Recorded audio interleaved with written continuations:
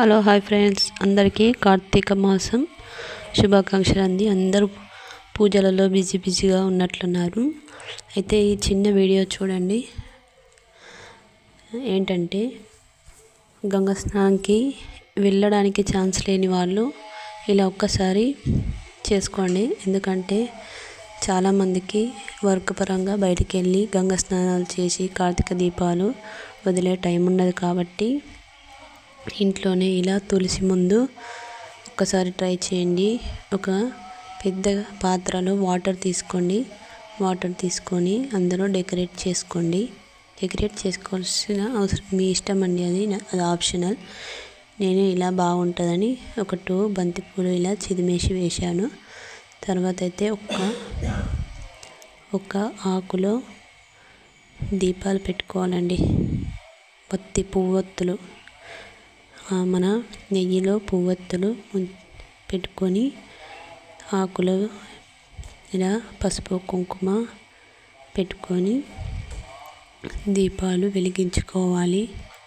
ఇలా తులసి ముందు చేస్తే మనం గంగకెళ్ళి దీపాలు వదిలినంత పుణ్యం వస్తుందండి.